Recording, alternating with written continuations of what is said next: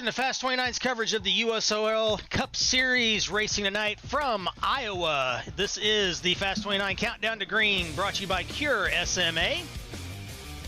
Tonight's race is the FarmersOnly.com Single Mingle 150. Make your own jokes there, folks. Chris Pickett here with you alongside my buddy Dale Barham here at Iowa. Looking forward to some good action here on the 3/4 mile in the middle of cornfields. Dale, you've had some time to take a look at this place. What are you thinking tonight as far as racing goes here tonight? I mean, Iowa's usually a kind of a tricky track. Reminds me a bit of Michigan. You'll see a lot of side-by-side action. As I see the race control announcing, mingling is optional, but they encourage. Good to keep staying on brand there. But yeah, like in the middle of this cornfield, gonna see some interesting racing, a lot of side-by-side action. Hoping to see a lot of good races happening. Of course, you got your usual contenders like Doug Nice up there, currently running 6 in practice. Usually always puts on a good show and kind of starts in the back or midfield. Sometimes it works his way up. So you're going to see a lot of people ebbing and flowing as the track changes as the race goes on. And there's a look at the final practice speeds as practice comes to an end here. We do have our newest member of the Fast 29 commentary booth with us tonight. It's Season 1 USRL Cup Series winner at Iowa's Jamie Zalecki, my former boss at Stardust Enterprises. How are you doing tonight, Jamie? Looking forward to working with you here tonight. Hey guys, glad to be up here with you for the first time. I think we're in for quite the treat here at Iowa, especially with this new pavement. Way back in Season 1, we had that old bumpy pavement, and it sure made tire strategy crucial.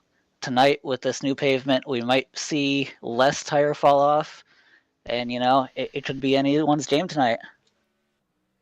And that's from a former winner. We're not those, Dale, so that's good to have that kind of experience up here. Qualifying has begun. 5-minute session here at Iowa. As we see a couple of the guys already going around there. I believe that's Austin Hakes that you're seeing going around the track at the moment. And the qualifying order will pop up on your screen as they complete their laps. One thing we did not show you, and we'll show you that real quick, is the weather tonight. So you'll probably hear the music play again, so I apologize. But there's the weather. 86 degrees. Ambient temperature 91 degrees on the track. Clear skies, a light southeast breeze keeping things comfy. 34% humidity. I would kill for that right now in the middle of a cornfield in Iowa. That's not realistic at all, but we'll roll with it. I don't know where everybody else is that's watching, but it was an absolute ridiculously humid day here in Southwest Indiana today, and it was not a fun day on the job site today, but hopefully wherever you are, you're in some air conditioning if needed, and looking forward to a good race here tonight. Yeah, Chris, I'm glad to see that the weather forecast here shows clear weather, with this Iowa cornfield, middle of summer, the kind of humidity we usually see, but we don't tonight. Those pop-up storms could just cause chaos, but it looks like we're going to get the whole race in tonight, so that's great news. And thankfully, iRacing has not modeled in oval wet tires, so that's a good thing. So, yeah, there's time. This time of year, Iowa, pretty, stormy, Looks pretty clear out there right now. Actually, beautiful looking horizon out there right now as we continue to see the rest of the field come in. We'll go ahead and take a look real quick as the qualifying continues here. Take a look at the official championship standings after last week at Talladega. Get those on your screen momentarily here.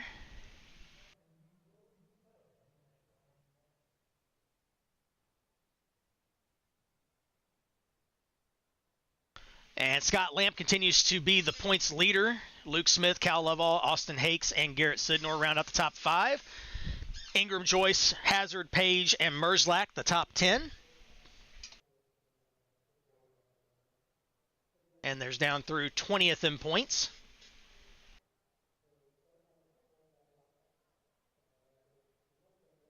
And since I got bored, we went down through 30th, and mainly because I wanted to throw my buddy John Peterson on the board. So there he is. So he's in 21st right now, and the points tied with Andrew Wallace. Always glad to see John Peterson up there on the board. We know, Jamie. We know. We'll get into that later.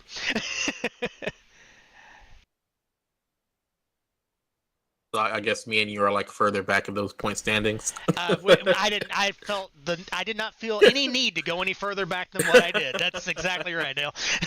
I think I'm like 37th, I think, or something right now. You're ahead of me. Yeah. You're ahead of me. Got about a minute and a half left in qualifying now. Austin Hakes currently the fastest on the board.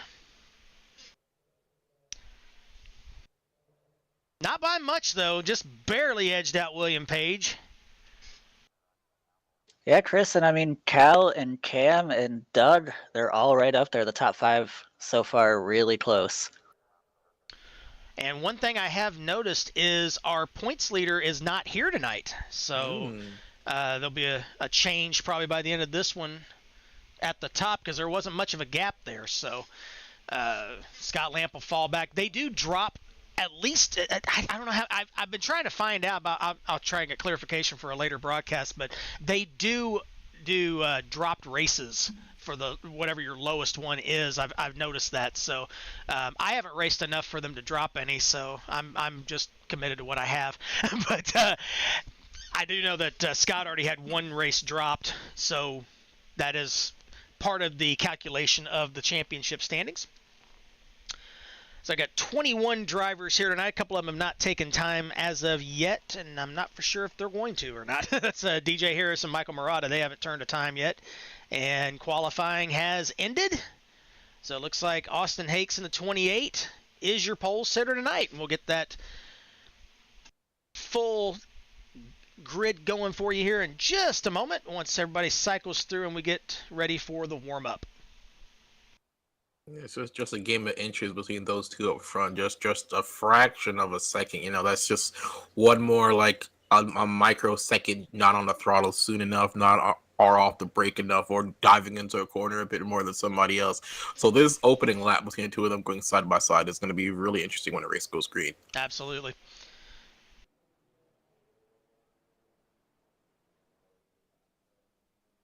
All right, so we do have our official qualifying results ready to go here for you.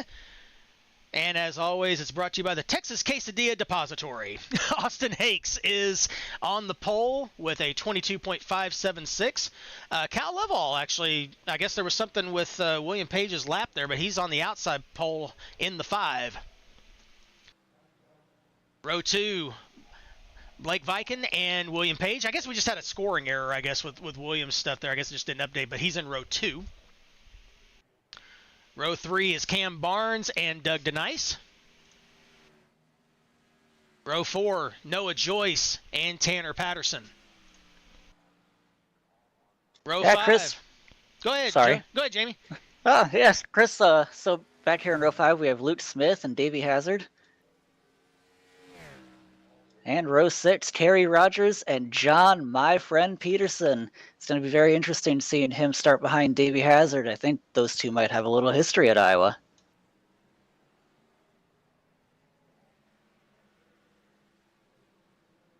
Row 7 is Ryan Tovar and Garrett Sidnor. In row 8, Austin Spencer and Colby Martin. Row 9, Michael Murata and Zach Krastowski. Darren Ingram and DJ Harris in row 10. And Henrietta Bordeaux rounds out the field in the number 26.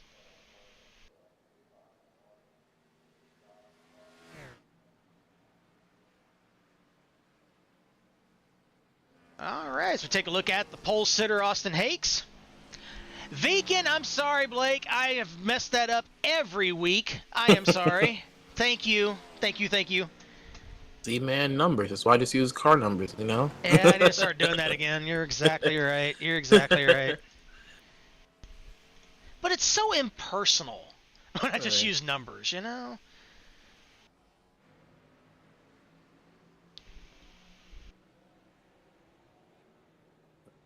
Well, guys, it looks like we have a pretty strong field out here at Iowa tonight. Who are your picks to win the race? Dale, you want to go ahead and take that one? Doug DeNice, or Denise, in the words of Key and Peele, always puts on a good show, kind of always ebbs and flows of the race, Greg Lovell as well. Those are my two guys. Kind of two guys I've seen as the season has gone on. He's able to work with the ebb and flow, and they deal with trouble, or they kind of suss out and wait for the best opportunity moments to work their way back up front, and try to capture a league or get a top 5 or top 10 finish.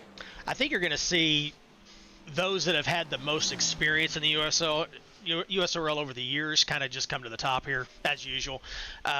Obviously, this is the newer version of Iowa with the new pavement at the bottom of the track. We've heard through the garage area that has been a struggle for a lot of guys. You can kind of see Austin slide there off of turn 2 right there as I'm talking about it. They're saying that coming off these corners, it's just tricky, and you can see trying to practice coming on the pit road is just a little bit hairy as we just watch this warm-up series.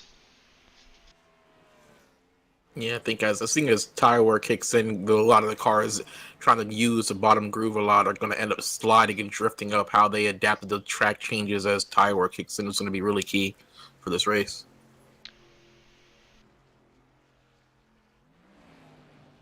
We're going to run the starting grid again because I think Tanner is right. I think there was an issue with the qualifying grid. We're going to see if we can get that going again here real quick and see if it's accurate this time.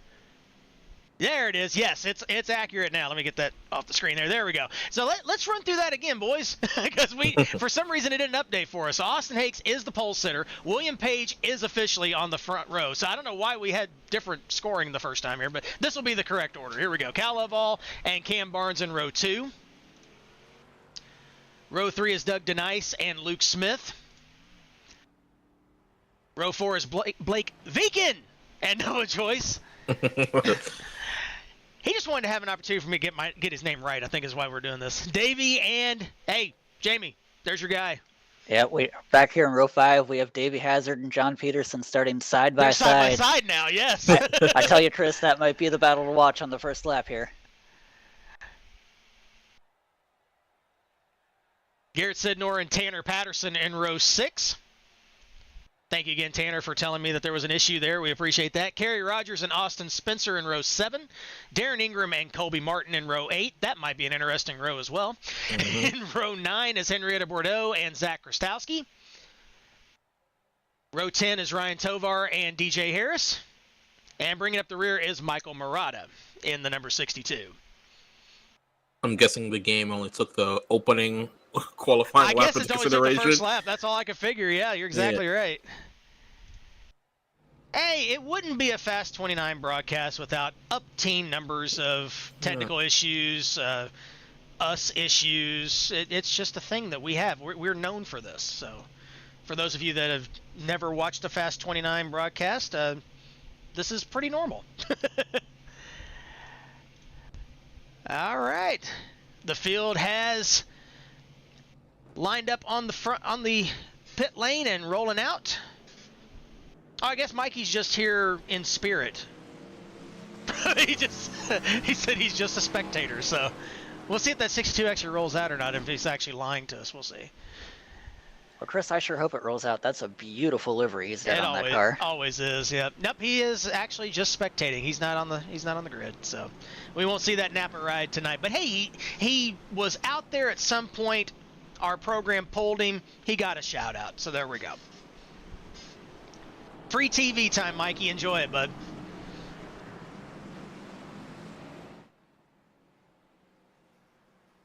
Still coming around to get the 1 to green here. Beautiful evening to go, Rick. So, Jamie, the sunlight. Obviously this is going to be setting as the night goes on here. How would that affect the early parts of this race? It's bright sunshine and kind of glistening off the track in a weird way right now because of kind of getting dusk out there a little bit. How would that affect the guys right now? Yeah, Chris, that sun setting, especially in their line of sight, that could cause some issues with seeing the line that they want to take through the corners, their braking points. And you just got to wonder what these drivers did. Are they out there with their dark tinted visors, or do they have the clear ones for later in the night when they're going to need it? Oh, you can see that light glistening off the dash of our pole sitter right there. Yeah, see, Chris, that onboard's perfect. there's a bit of a glare off the track. It's going to be hard to see the racing line, and that could lead to some trouble later.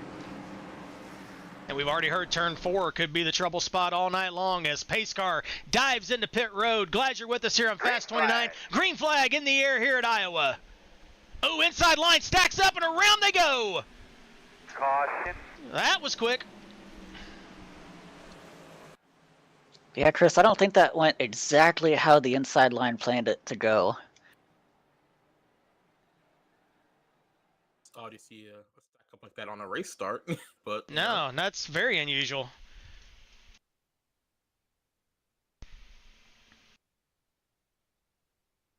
Trying to see exactly who was even involved there. Is again, it was even hard for us to even see. I think it might have been Spencer. A bit of wheel spin on that start. Kind of started. It started a few rows in front of him. Oh, it's Garrett Sidnor that's going to go around. We'll get a camera on it momentarily here for you guys.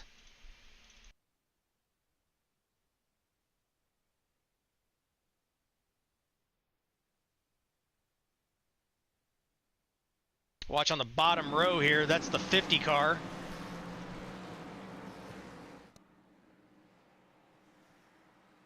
And you'll see the front rows kind of, I think the 5 stacks up to 40, and it just jams right up, and Garrett goes for a ride through the grass. And, oh, he does a great job of keeping it off the inside wall. Great save by Garrett Sidnor there. Just a massive, opening lap stack up. I guess, the 5 thought the leaders are going to go quicker than they were, and then just didn't happen. But both sides stack up as well, but there's nothing happens on the top side, though. So we're going to take an opportunity to get a pit stop in here.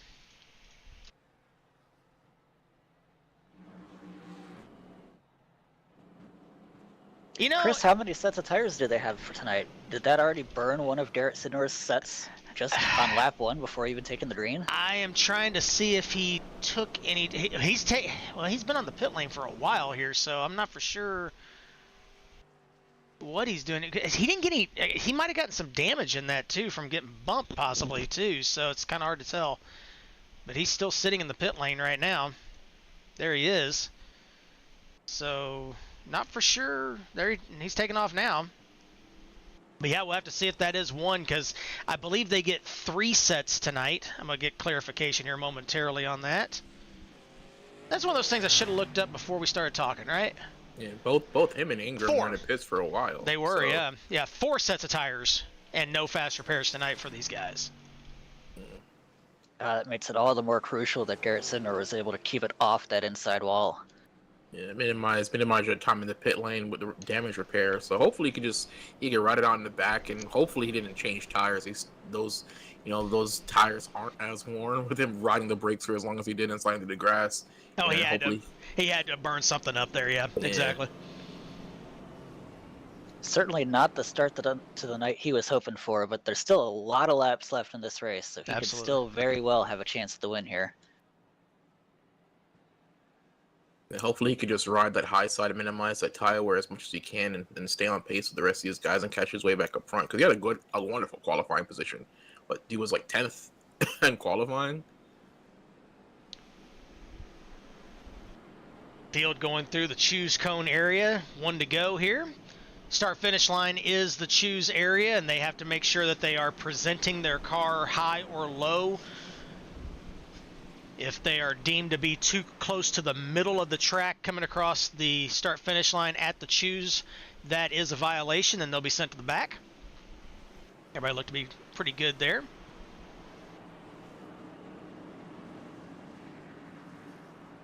Hopefully, no commentators drink, so we don't have another stack up on this restart. Stop talking, Dale. Hey, I said hopefully I don't cause the commentators drinks. There it is. Hey guys, my first race up here. I want the commentators curse. That is as true. The field comes to take the green flag again. Oh, trouble again! Oh no! Dude, Inside line. This time they gave each other space, and it still happened. Somebody was not on the gas soon enough. But that time it was Spencer. Yeah. Oh, looks like we have a meatball flag for Kerry Rogers as well. Yep. I mean, they gave each other space, but it looks like somebody wasn't, expecting to receive or to give that much space. up on the top side, well, bottom side.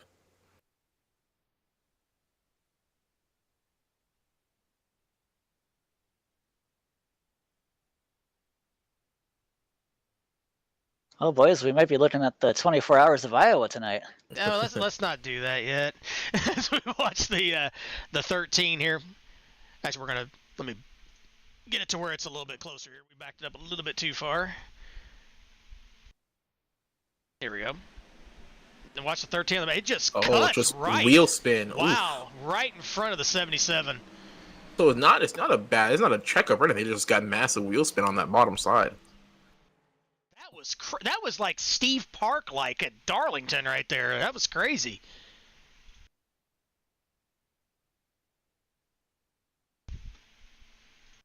Here's what Kerry Rogers saw on the 77. Nowhere for him to go at all. Oh my gosh. Oh, that is not what you want to see 5 laps into the race. Yeah, gigantic waffle coming right at your freaking windshield. That's not good. Uh-oh, there goes my ego. Sounds more like a podium celebration to me. Dale, can you say that again, please? That was ridiculous. Hey, it's Eggo Waffle's car. Oh my gosh. Wow. Well, folks, 7 laps in, our second caution already.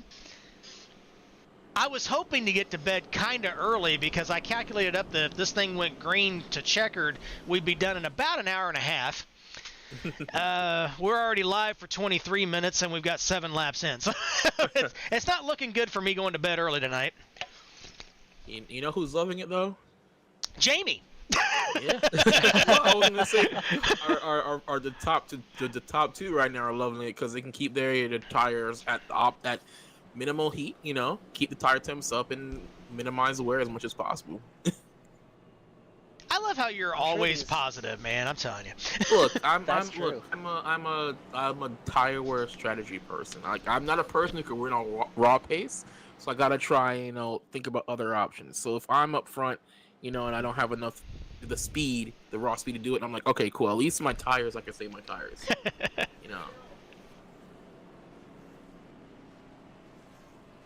I'm sure these fans in the stands and the fans at home would love to see the drivers take at least 1 green flag lap, though. I mean, we're 8 laps into the race, and not all the cars have even taken the green flag yet.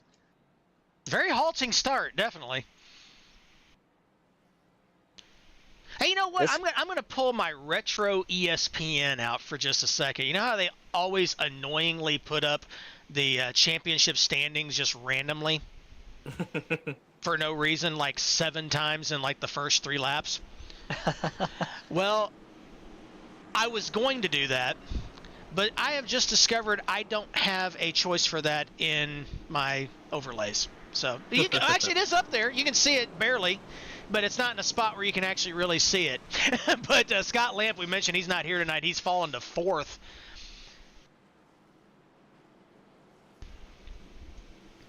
And so, like, we've just got word that the 77 has retired after that incident. So, unfortunate 7 laps in, getting basically waffled out of this race early. I'll see myself out. Austin Hayes, front row with William Page. We're going to try this again, boys. Pace car again in. Be ready, green flag. Green flag. Can we make it to the start-finish line this time? Yes! We might complete a lap here, boys. Got a couple guys getting, black flagged on that restart, but, admins will clear that. Yeah, that's mainly because of the choose. Oh, William Page loose off turn 2. Boy, Cal Lovell certainly cut him a break there. In most cases, you just drive right through that and say, fuck you, get out of my way. Boy, I'm glad we are not FCC at all. Yeah, thanks Dale. That's what I'm good for. Just glad it wasn't me that did it first. Yeah, but looks like that, that start by the 28's got minimized now that William Page is now chasing him down. Well, Chris and Dale, I don't want to jinx it, but we've gotten a couple laps green here. This could be one of those classic USORL races where it's really hard to get going, and then we just go green to the end. I think Chris mentioned it earlier. You know, when we were in the pre-race, you know, a lot of drivers mentioning the new pavement, especially on the bottom side, giving trouble. I think that's also part of what led to a lot of those restart issues. You know, drivers trying to take it easier on the start. You know, not to spin, and then of course we saw most recently that last incident where the car just spun on the bottom of track. So I think that's drivers also still acclimating to the track in slower speeds. But it looks like we're good to go now. Looks like we've had a second retirement as well. DJ Harris is showing out on our telemetry. I do see that, yep. So apparently something went wrong with DJ's car. That's unfortunate. Taking a look back from Cal level as Cam Barnes takes a look to the inside. Can't quite get that run off turn 4 this time. He just gotta bide his time and just stay right behind him and just stay in his draft and stay in his air as he looks low, tries to get side by side corner egg, but does not have it yet. But he'll get there eventually. Meanwhile, up front, William Page starting to close the gap again on Austin Hakes off turn 4. Trying to run a little bit of a different line there, try and get a little air on the nose. Was running a little bit higher than Hakes. And he's trying to get a fender alongside, but that's going to bring the rest of this field right up there with him. Lovall's there. Barnes is there. 4 cars under a blanket down the back straightaway.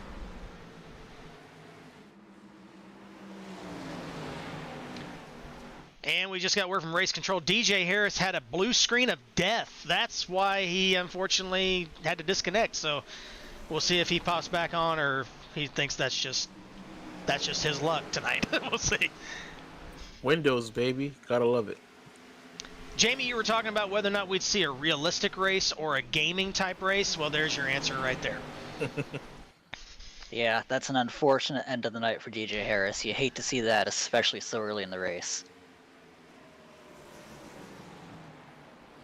Can we get a customary FU Bill Gates in the chat? And moving on. All right. Wasn't me this time. No. And it still hasn't been me. Plenty of time, Jamie, plenty of time. Barnes again taking a look to the inside of Lovall. Just cannot get the bite off the corner there. Yeah, as these guys up front are running single file, seems like the top 7, are slowly bunching up back together, almost a second between all 7 of these cars right now. I do want to take a moment real quick and mention, if you notice some blurriness on some of the overlays and then it disappears, for those of you that watched the Hickory ARCA race, the throwback race, we did a retro style broadcast that night with some effects on everything, and just on brand for Fast 29. I did not get all those turned off. No, it's not your fault. It's the guys in the truck. Yeah, that's true. Truck. Yeah, so we're kind of doing it on the fly here. So there was a couple times that the race control information in the bottom right corner that pops up was a little blurry, and I was wondering why, and we fixed that now. So we're no longer retro. We're back to 2025 here. Like Barnes in the 7, sitting in 4th place, trying to back off a bit, save his tires. He's definitely falling off a level. Yeah. Guys, I'm seeing Garrett Sidnor already back in the 10, sitting there in P8. Right back there is the 50. Just taking his time, working his way up the field, Yeah, tracks like this, intermediate kind of tracks, tire. You want to massage those tires. It's not like Daytona or Talladega or even Atlanta, where you can just go full throttle the whole time and say F it, See, I didn't say it. I'm proud of you, Dale. Field's kind of getting spread out just a little bit here. Austin Hakes starting to get a little bit of a gap now on William Page. And again, we're 127 laps to go here. Everybody kind of riding a little bit, seeing what this car is going to do on the long run. This is the Gen 6 car at the new Iowa, so the notebook's probably not quite the same as if you were running a next gen or even an Xfinity car here. So just kind of filling it out and getting some laps on the board after those early halting cautions that we had in the first 7 laps.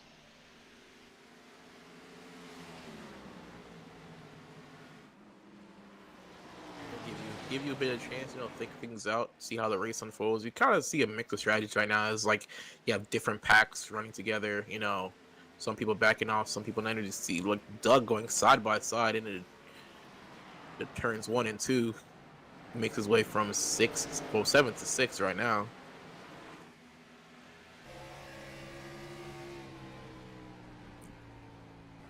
On board with Noah Joyce. Currently sitting in 7th right now, right behind Doug DeNice. Yeah, the car does not look fun coming off those corners. You can see him shimmying the wheel, in the onboard cam at the moment. But yeah. Now the front pack is really starting to spread out here. Cal's back on the bottom too. He was running the high line early.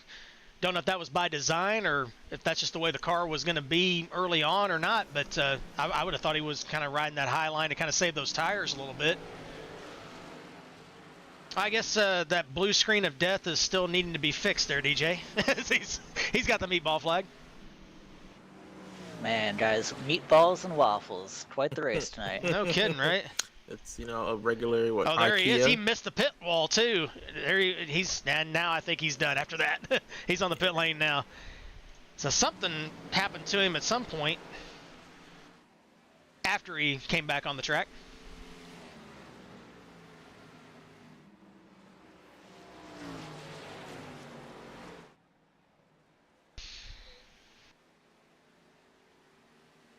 Thing probably got loose and got collected. He was already 8 laps down. Kind of sucks your race to be ended on technical error, but that's the way the cookie crumbles sometimes.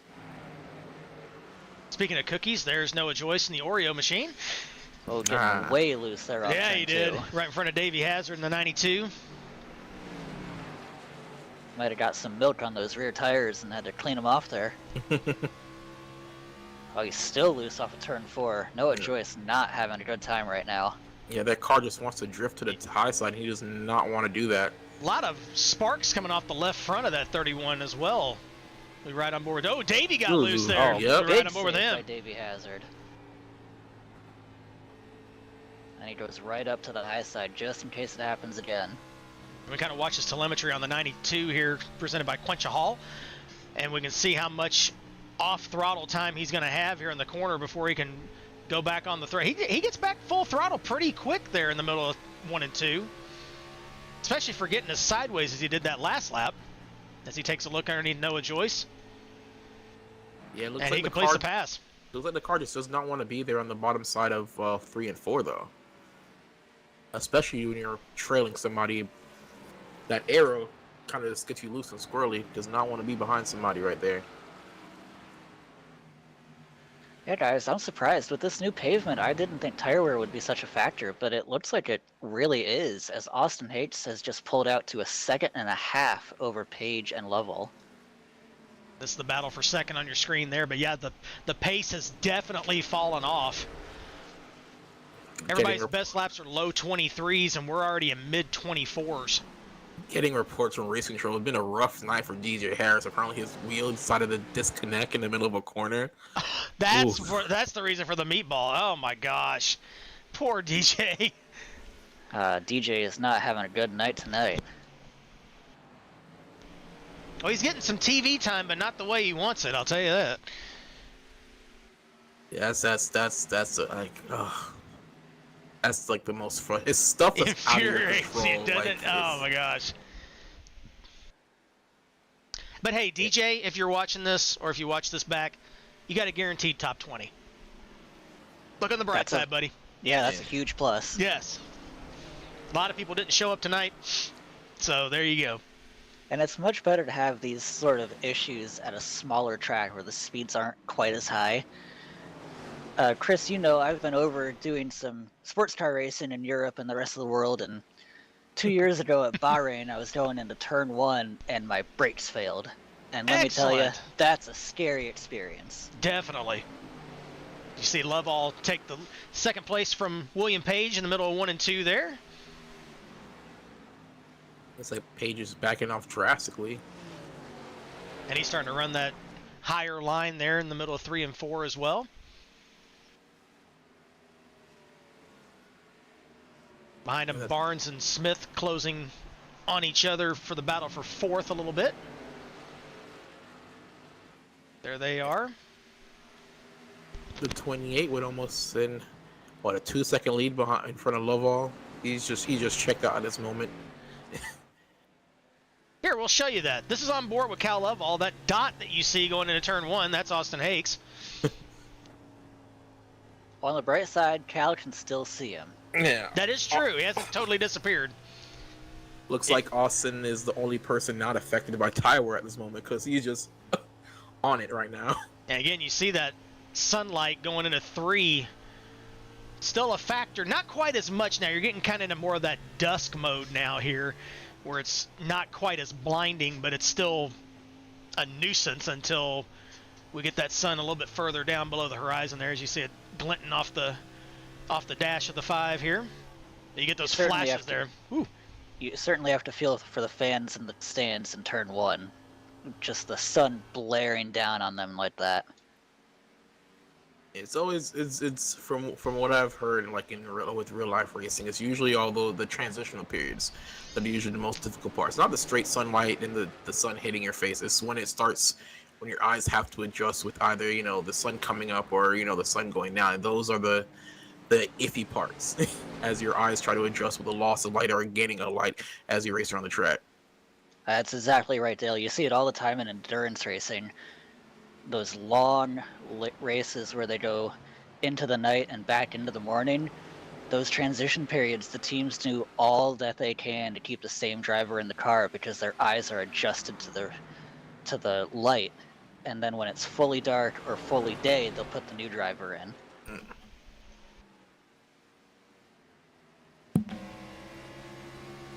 Look at the battle for 4th here as Luke Smith takes a peek to the inside of Cam Barnes.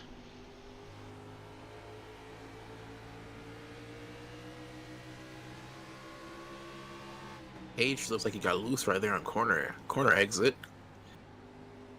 in front of these two.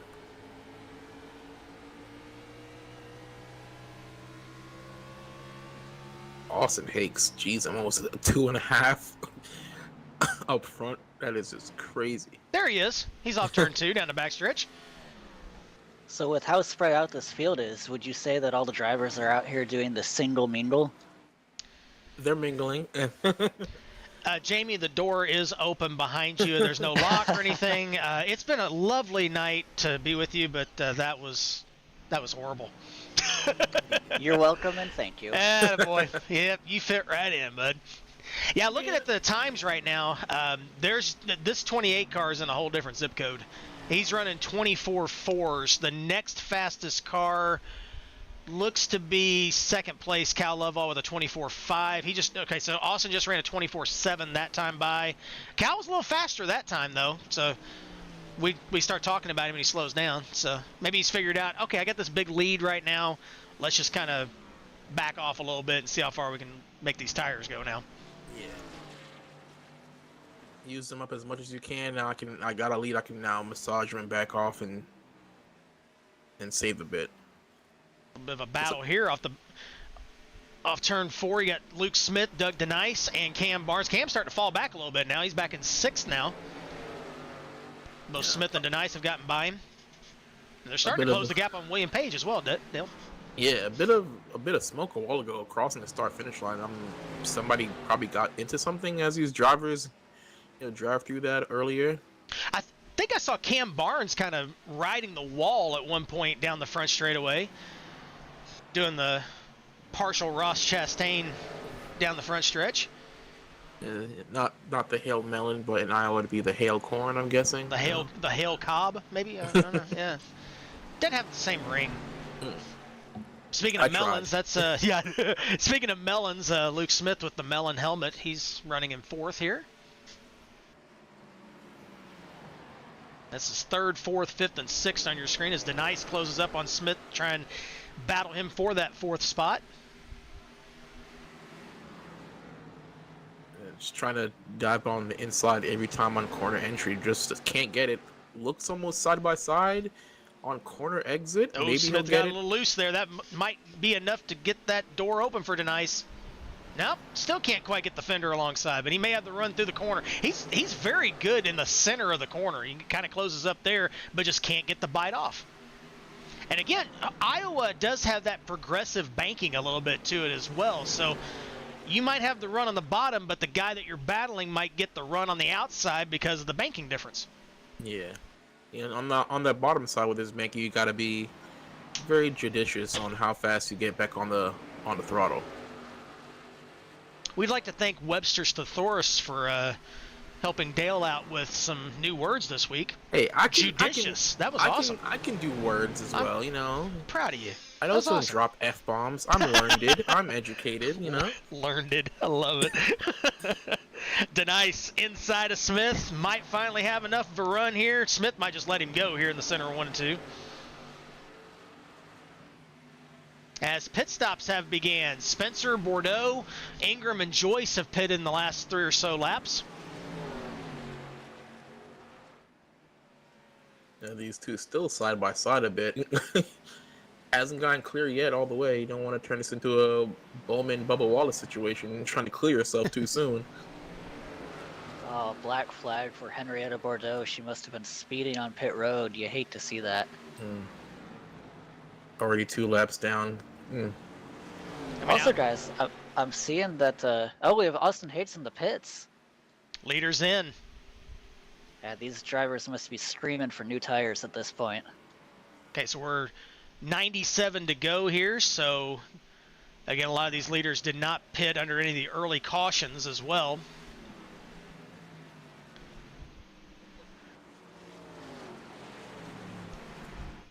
Has passed 30, 25, I guess.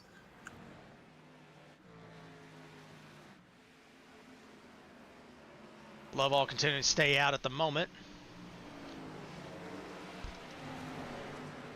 And a big jam up here off turn 2. Oof. This is looking like a disaster. Denice, Joyce on fresh tires. He's a lap down at the moment in the 31 along with Ingram. There's 2 different packs just mixing up multiple cars on different pacing. Just ugh. And you can definitely see the difference in tires right there. The 31 and the 1 just carved this entire pack up here. Oh, Page caught the wall a little bit off of 2. Might be time for him to go into the pits as well. He can't hear. He'd have to cut down now. That'd be ugly. Good luck, everybody. I pit now. You know? That would not be the first time that has happened in the USORL at Iowa. If I had a nickel for every time that happened. You would have no, he'd have probably enough to open a savings account. So about 2 nickels. Roughly, yeah. Well, depends on what bank you go to, I guess. Yeah. That's true. All right, go to a credit union. They got you. That's it. Yes. Shout out to my wife's work. Anyway, Cal Lovell continuing to lead here at Iowa. Got to be getting close to a pit stop for this 5 machine, as well as the top 5 behind him. Now, Garrett Sidnor is probably going to, yes, Garrett Sidnor is probably going to cycle to the lead once these top 5, and he can stay out longer than anybody else, because remember, he had that issue early, came in, grabbed some fresh tires. He's actually pitted twice, so he's probably got several more laps of at least of gas than the rest of the field.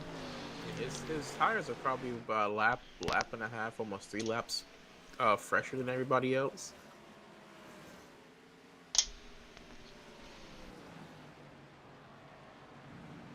As now it looks like it's Lovell's turn right now to push his lead as much. You know, he's gone from almost 0.4 seconds, almost a full second ahead of the 40 in second place right now. You can see right now as well, we only have 8 cars on the lead lap as well at the moment. Shout out to John Peterson up there in P7. And on the lead lap. That's my boy, John. Way to go. Colby Martin up there in 8th as well. Give him a shout out in the 94. Looks like those two are just holding it on, riding out the tire wear. And hopefully, as long as these guys stay multiple laps down, they can maintain the positions. Davey Hazard just stole the fastest lap from Austin Hates with a 22.962. Crazy. Fresh tires. They're out here doing qualifying laps, and we still have 89 to go.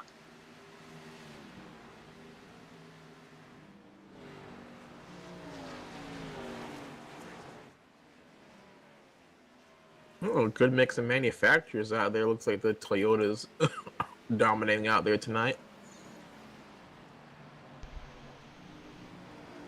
Yeah, I'm just randomly throwing up stuff just to have fun here.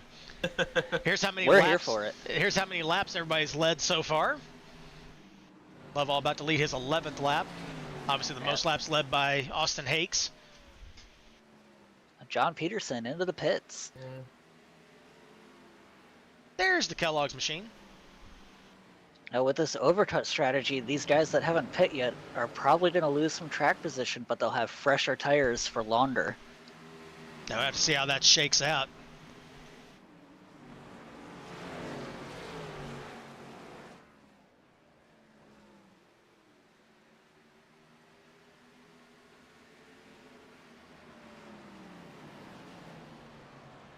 These guys are trying to fight their way back onto the lead lap as Martin goes by the leaders right now.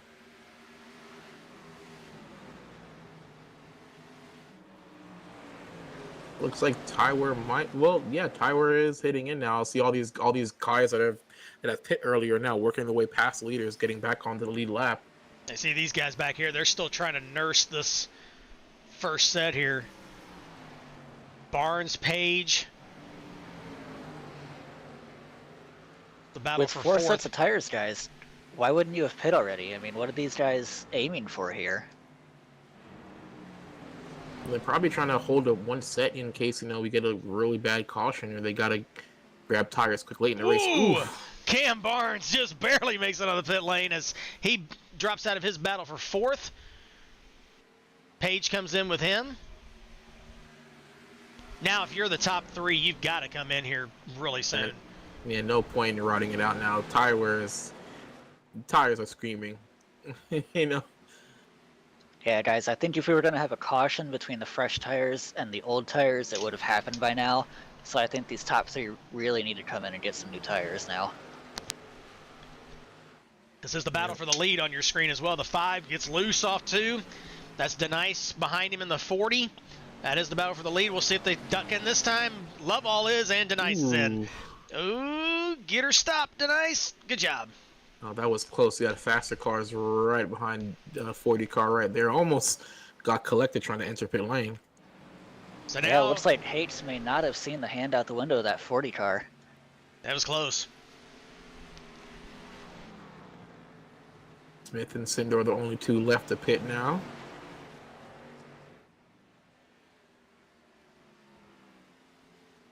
Correct me if I'm wrong, but does USORL, do they give bonus points for leading a lap? Yes. Or no? Yes. Oh, they do. So obviously that's why these guys are trying to fight the tire war to collect as many points as possible. Yep, they get a point for leading the most laps as well, I believe. And that's what screws up my end of the race calculations, because this doesn't work exactly the way I would like it to when we get to the end here. That's why I always say the point standings are unofficial when we get done with the races, because it doesn't quite calculate it as well as I would like. And just as expected, but it took a little longer than we anticipated, Garrett Sidnor is your new leader. You're probably going down to the pit lanes after he takes these next 2 laps. And no, not this time. Yeah. He's gonna keep that 50 car out there for a little bit. Only 5 cars in the lead lap. Boy, if you get a caution now, this is gonna really upturn everybody. There's your second place runner. He is going into 3 right now.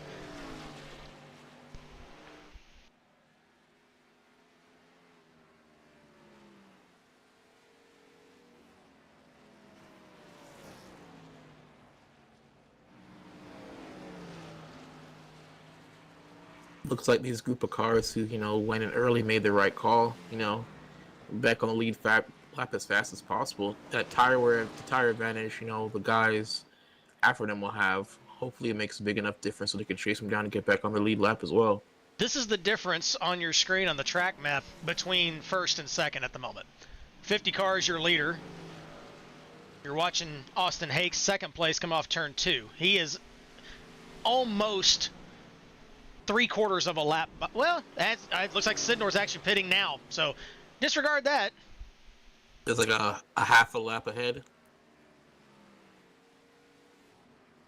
Yep, it took forever to get that track map to come up, and of course Garrett had to pit to throw me off, so thanks. But that brings the lead back around to Austin Hakes, and he has a almost 4.5 second lead on Davey Hazard, who's moved up into second. Cam Barnes into third. William Page in fourth, and Cal Lovell drops into fifth. Now the sun's dropped down. Lights will come on here pretty soon. Actually, looks like they already have come on now. At 94 back in pit lane. I wonder what happened to him. Yeah, guys, this is a long pit stop for the 94 of Colby Martin. This is what is their second stop for some odd reason. Yeah, not for sure exactly what happened to Colby, as he's now off the pit lane now. Didn't see, doesn't have any, damage on the car, no smoke anywhere on the track. Yeah, nothing obvious, but I wonder if he decided to, maybe he had damage, and because this is actually that's his only pit stop. So I wonder if he went ahead and just decided to take advantage of it and get some stuff fixed, possibly. Not for sure. Kind of odd to do that now. You're running top 10, you drop back to 17th now, and you're 3 laps down now.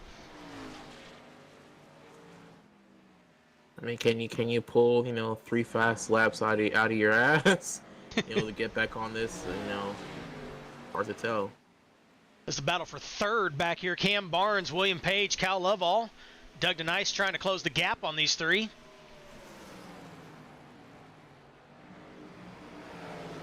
Off our leader, Austin Hayes. I don't think that overcut strategy worked out very well, as William Page goes around the outside of Cam Barnes. Have tires, we'll use them, Oh, but Cam fighting back off of turn 4. They're still side by side going down the front straight. Telemetry out of the 42. Yeah, as they do this, we're coming up to lap. Traffic's going to slow one of them down.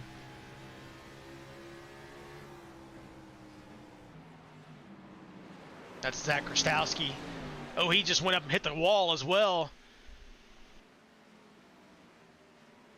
Yeah, trying to give these guys some space, kind of, It almost looked like he had a flat tire or something. It looks like it's okay this time through 1 and 2. Yeah, I wonder if he just got a little too high and caught the marbles and just away he went. Definite possibility there. Yeah, probably think so. Went high to give these guys room, not want to interfere in this battle, and just got too high in the corner. That battle continues here. 3 cars fighting for it, and a 4th trying to get up there to him. Wait, boy, DeNice closed the gap big time in 1 and 2. He is moving right now in that 40 car. This is 3rd through 7th on your screen with Lovell on the left side there. Guys, I've been watching the relative between our leader Austin Hakes and our first car 1 lap down, Garrett Sidnor. He pit so much later than everybody else, and it didn't look like it was going to work out for him, but he has closed that gap, and he is about to take his lap back from the leader.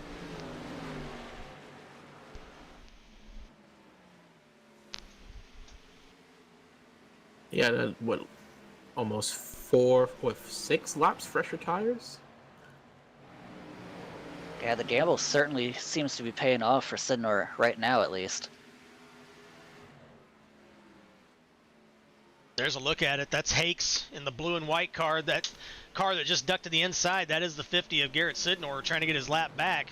You can see on the track map they're basically right on top of each other as Sidnor's closing the gap quickly to get that lap back. Yeah, he'll get it back, but now it's the point is now maintaining those tires once you get the lap back.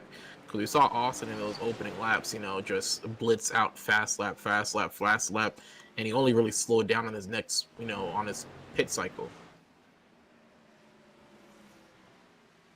These guys that were fighting for that 3rd position getting a little bit separated here with lap traffic. DeNice has gotten around Page. Oh, trouble! Cal Lovell around! Cal Lovell around. Looks like he just notices that inside wall. And so Sidnor got the pass right on cue, back on the lead lap. So looks like will be the 93 of Patterson as well.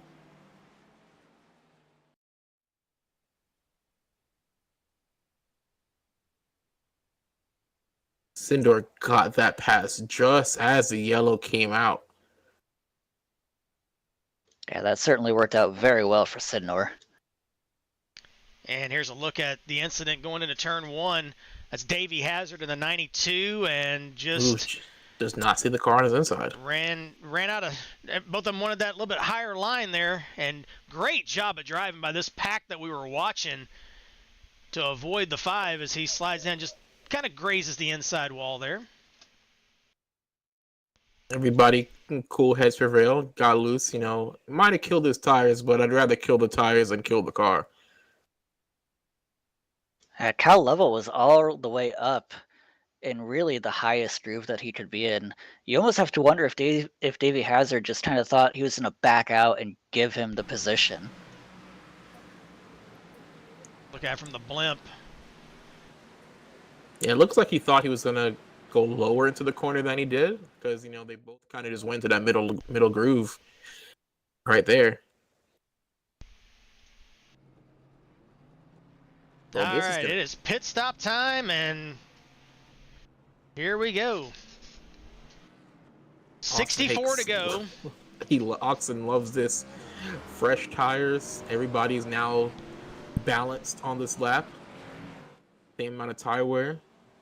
Hoping to repeat what he did in the opening stint of the race.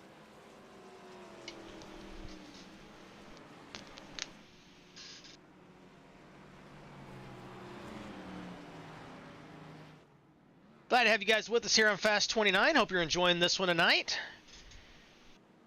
Feel free to say hey to us in the chat. We've had a lot of people giving some shout outs to several of the drivers out on the track tonight. Love seeing it. I think J34 Evers probably not as happy as he was a little bit ago as he's rooting for Kyle Lovell.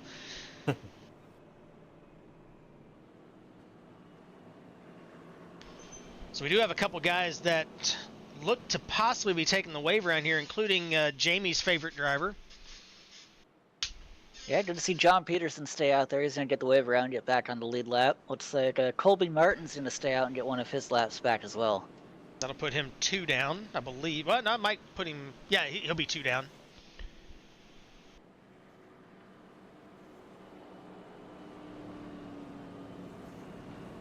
So off pit road, it's Austin Hakes, Cam Barnes, Davey Hazard, William Page, and Doug DeNice, your top 5.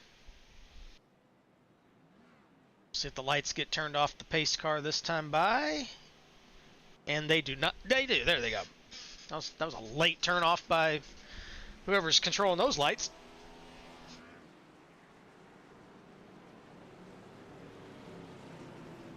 As to see those cars get their wave around and try and fall back with the rest of the pack.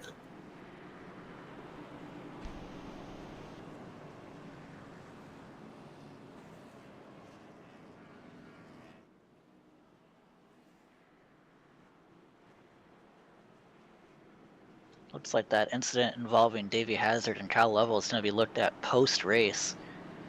Not sure we're going to get any penalties out of that. Just kind of looked like 2 drivers going for the same piece of real estate. Yeah, I didn't see anything malicious out of it. Just like a simple racing incident. You know, both drivers assumed the other driver's going to do the opposite thing, and that didn't happen. Green flag. Green flag back in the air. Hakes with another super jump. Ooh, top side bunches up a bit. Yeah, but it looks like that bottom line was caught sleeping a little bit. I'm trying to do as much as possible to get any kind of wheel spin on that, you know, new pavement. Looks like we had a car in the wall on the exit of Oh, turn trouble. 2 and spinning in turn 3. Caution's out. I can't get a camera. It's the 08 of Blake Ooh. Beacon. Oh, just narrowly avoided by Colby Martin. Looking to where to go, he locked it down and just held it there. Yeah, guys, that's why it's so important when you start spinning, just hold the brakes.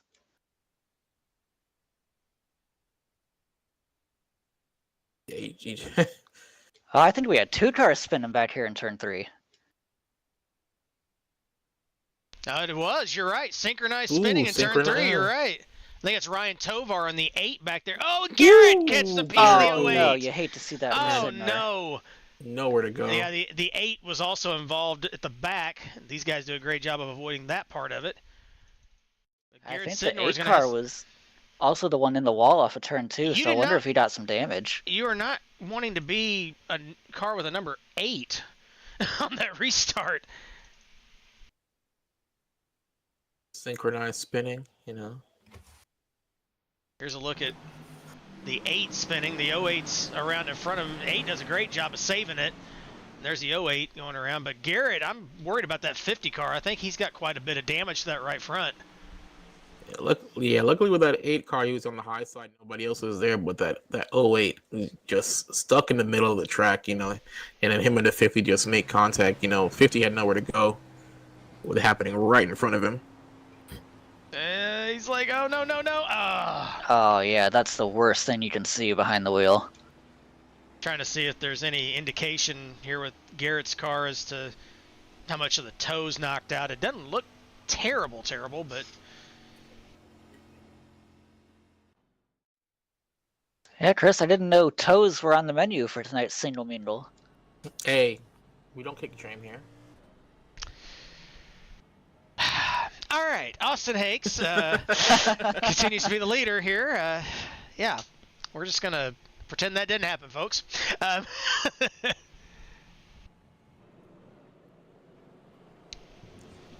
Well, it is getting to be nighttime and things happen after dark. So there we go. Yeah, Chris, we're past my bedtime, so I mean, all bets are off now. We were past my bedtime when we started this, so. That's true.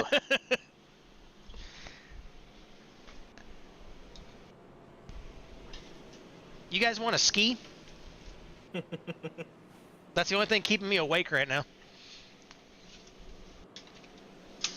I'm currently hopped on water and, you know, pain Well, relievers. that's good that you're hopped up on water. That's a step up from what you usually are in. Hey, I gotta support my sponsor, you know. Gotta chug some Mountain Dew, you know. All right. Choose. I guess this would be the choose corn tonight. I'm here for it. So close. Just one letter. One letter slip up, you're almost there. I know, right? I'm telling you. You know, guys, we didn't mention that caution was perfect timing for our cars that took the wave around. That gave them the opportunity to come into the pits and get some fresh tires. I think they pit earlier, but now, well, it does help when there's one less lap they have to, you know, try and race back and get. You got Tofar, I don't want to butcher the name, but the number 4, Martin, Bordeaux, getting some laps back. Yeah, that caution was pretty advantageous for several of them. There's the green flag back in the air, and away goes Hakes again. What a start by Noah Joyce there on the outside line. He just had nowhere to take it. And again, folks, for the race control automatically pops black flags, but again, with the double up, sometimes that does throw a black flag that race control will clear. So you'll see that a lot on the restarts just because of the double up. Cam Barnes was real squirrely there off turn 2. I don't think his car is very happy on these cold tires. Nah. Or the outside. Austin once again with that rocket ship start, just like almost half a second, 0.3 ahead of it, second place and everybody else. Ooh, Barnes got a little close to that back bumper. Davey Hazard there going into 3. Noah Joyce, we haven't talked about him too much tonight, but there he is back there battling for 4th with Page. 50 to go. That's usually when he starts showing up. Yeah, looking low, trying to get that 3rd place position as well. Side by side of Page still. And Page continues to try and push the turn 2 wall a little bit further out. He's thinking that the designers just didn't put that in the right spot, so he's just going to push it out with his car every time coming off turn 2. Some track designers and engineers aren't drivers, so the driver's like, no, your idea sucks, I'm gonna make my own rules, you know? Considering this place was designed by Rusty Wallace, that checks out. All right. Barnes looking low on Hazard. Couldn't quite get the spot. Looks like that, just a side note real quick, looks like the 50 car is fine from that last incident. He's running in 9th. there he is, just coming off turn 2 back there. Well, Page got to the outside of Barnes there, exiting 2, and he had to check out and lost another spot to Kyle Lovell. Just about said hello to his left rear fender there in turn 3 as well. Page again saying hello to the right rear. And Hakes has not gotten away really on this restart at all. Hazard's right there. Page is alongside him, and they're staying right with him, even side by side. Yeah, he just didn't like the bottom side a lot. Just looks like that car works well in that middle to high groove.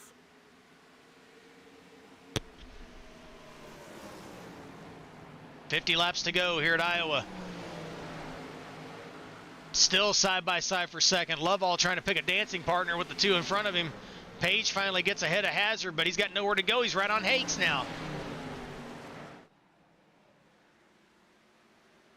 Have these guys been able to adjust enough to run with that 28, or is the 28 starting to fall off a little bit here? He slips in turn 1. Here comes Page to the outside. This is the biggest challenge we've seen under green to that 28 all night. Yeah, William Page loving that middle to outside groove. It's helping him a lot get on the gas on corner exit, whereas a lot of guys have to be careful to avoid some wheel spin or spinning out in the bottom groove. He's able to get right back on and race guys side by side and make the outside overtake. 2 by 2, 2 rows deep for the lead at Iowa. It looks like Page definitely sacrificed a little bit during the sunset, but as the night falls, his car is really coming alive. Just loose a bit on exit. Oh, Still side by big side. loose by Kyle Lovell. Oh, he hit the wall 2 or 3 cars times down there. the wall. Well, Page is working on the turn 2 wall. Lovell just wanted to work on the turn 4 wall. The entire front straightaway, it looked like. We don't need these grandstands. Get out of here. Hey, gotta leave your mark somehow. Oh, looked like Davey Hazard got tight and then loose through the middle of 3 and 4 and almost got up into Kyle Lovell again. I have been noticing some of that smoke on the front straightaway especially. I think it's from the bumps. I don't think they're actually catching the wall, but the bumps are so severe down the front straightaway. They're bottoming out so hard that it's causing fender rubs. That's kind of the way it looks. Because that last time through, Lovell was about a car length off the wall and was still causing smoke. Ooh, he gets loose halfway down the straightaway. Yeah, Chris, looks like he hit one of those bumps and the car said, not today. What am I saying? It's like I knew. I mean, it should be not tonight, you know.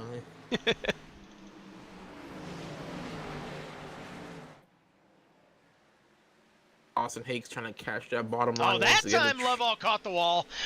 Here comes Hazard on the inside. That was a pretty good shot to the 5 there as well. And problem for Colby Martin. Oh, a lot of damage to the 94. Look at that left front. Oh, he might not And even he make it he to might pick it not. up. He can't turn might have in. to bring up the caution flag. He's Yep, stuck on the bottom.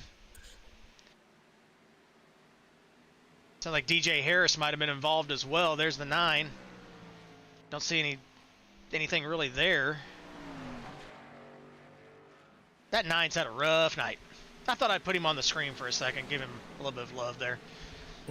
He needs it after the night he's had. He's running 19th, 23 laps down. But hey, he gets the Goodies Headache Powder Award. He's still out there. He's still trying. It's still out there. Sometimes that's all that matters. I was in a race one time. Jamie, you might have been in this one, the USRL. We were racing, I believe, might have been Daytona. Our buddy Sean English was 5 laps down at one point because of a connection issue. Came back and finished on the lead lap. I believe got a top 10 out of it. I remember that. I think he was up there fighting for the lead at one point, At one point, yeah. I think he got taken out in a wreck at the start-finish line, but he still finished solid after that. So it can happen. I'm not saying 23 laps down with 41 to go, but... I mean, if these drivers start doing what they did at the start of the race, it's possible. I want to see how this plays out, these top 2, because, you know, William Page, he was loving that, you know, that middle groove to pass these guys, but now that he's up front, he's just taking that bottom line, which, you know, no matter what, that was what Austin's preferred line, whether he was passing or whether he was up front, he was loving that bottom groove. I wonder what will happen now once tire kicks in. Hakes is not letting him go, but this is the first time we've seen that 28 really in dirty air. and they are basically right on top of each other on lap times. And again, I don't know if that's Hakes conserving equipment or if that's just the way the car is in traffic. Again, we haven't seen that much tonight. He's basically been in clean air, but I think it's a dirty air issue. He wants around that 42. You see him almost take a dive bomb into turn 3 there. Gets a run off turn 4 to the inside. Can't do it there. Too far, not enough. I wonder if he's going to try and roll the center. Not that time. Yeah, that car just loses whatever momentum he gains on corner exit. Peaks there almost on his like rear quarter panel on corner exit, but just on corner entry, but on corner exit he just loses it. Yeah, he lost 0.2 that lap to William Page. Page ran a 24 flat. Hakes ran a 24.2. The two cars behind Hakes were in 24.1s. Lovell and Hazard. Yeah. The more Austin there tries to chase down William for the pass, he's giving Lovell in that 5 a chance to catch up. Don't forget to like, subscribe, and get notified on Fast 29 every time we go live. Help us out. We love you. Hope you love us. Probably gonna see, if a caution does come out, one last pit, because all these guys have, 2 sets of tires left? Or 1 set of tires left? Yeah, there's several of them that have only pitted twice, including our leaders here, so they've at least got 2 tires still sitting out there. Hakes looks low on Page again. Still can't quite get it done. Looks like Greg Lovell right there sitting in 3rd place is backed off a bit, trying to conserve his tires just a bit as these two kill their tires and battling out. Looks side by side, entering 1. Of course, Greg Lovell is Cal Lovell's alter ego in the 5. Oh, Page loose off turn 2. And that'll give the lead to Hakes going into 3. Great save by William, but there goes the lead. And Lovell's liking that, closing the gap.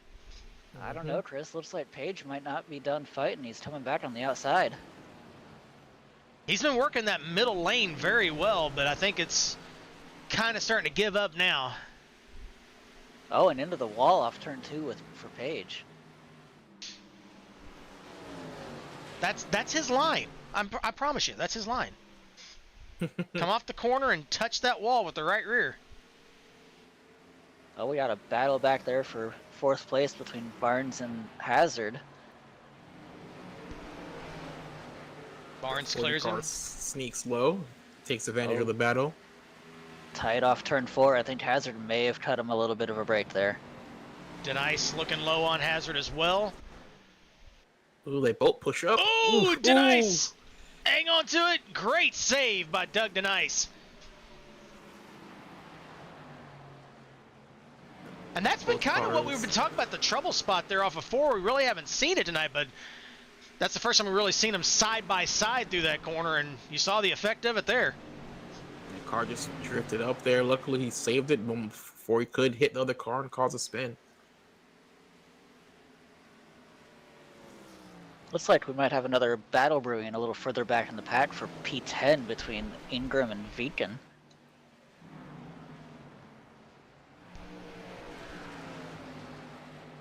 There it is, battle for 10th. And remember, Viken was in that accident. He got hit pretty hard by the 50 of Sidnor, but it looks like that 08 car has still got some speed in it. Yeah, he seems to be okay. Sidnor's running 8th, so not as much damage as we were thinking might have happened to those two. Yeah, it's Ingram right there gets squirrely off of 4,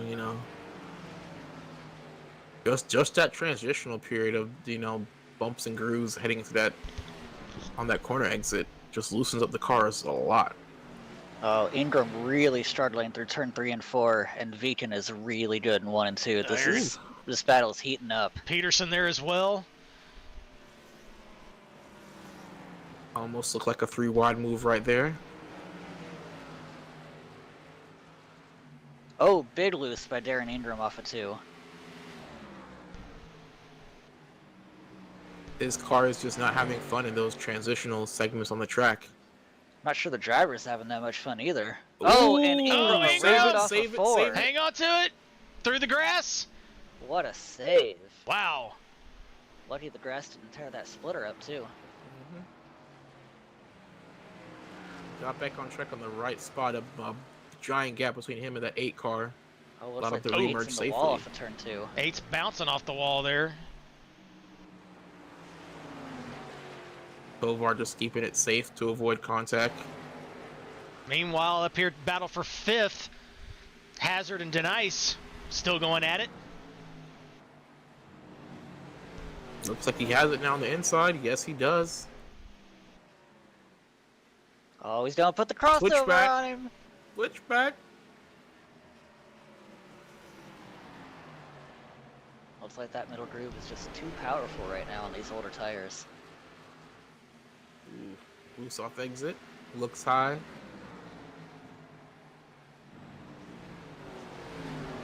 Will he go for the switchback again though and go low? Does not have the speed he needs on exit. Loose as well. Just comparing these two that are battling for this spot. Oh, Luke got loose behind him in the 39. These drivers are certainly leaving it all out on the track tonight as Caution. Hazard gets loose Caution again is off out. of 2. Did my radio sound bad out there? Ooh, last pit stop. And Oh, Blake Vegan Vegan, again. Blake kicking again. that front end. I'm not for sure if he's the actual reason for the caution, but he's got a lot of damage there. Well, guys, with 23 to go, you definitely come in and take that final set of tires. Absolutely.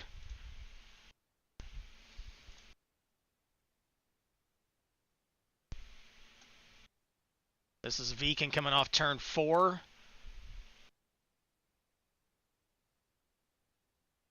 Car Bump, just bounce, drifts bounce, up. bounce, bounce into the wall. And still bouncing, and around she goes. Yeah, that's exactly what we've been seeing out of Kyle Lovell's number 5 machine. Ooh. It just Oh! didn't go well for Blake Vegan. So close, just that corner wall. Just if he almost had it, just get into the apron, he could have rode out that corner. An insult to injury. Did you see that nose fall off right when he stopped? Yeah, Like it was just attached right at to- the end. You know what? I'm just tired of being attached to this car. Heck with it.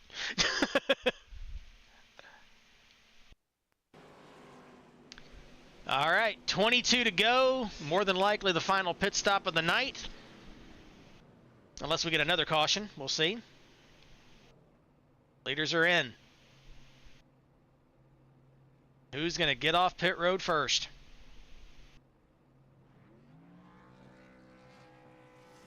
Top 2 pole sitters get to battle it out once again, you know, as they've had this whole last stint.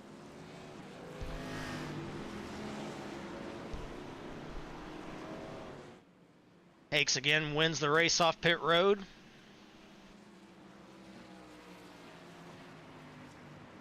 All right, if we can get a nice green flag, 20 to go here, I can get to bed at a decent time.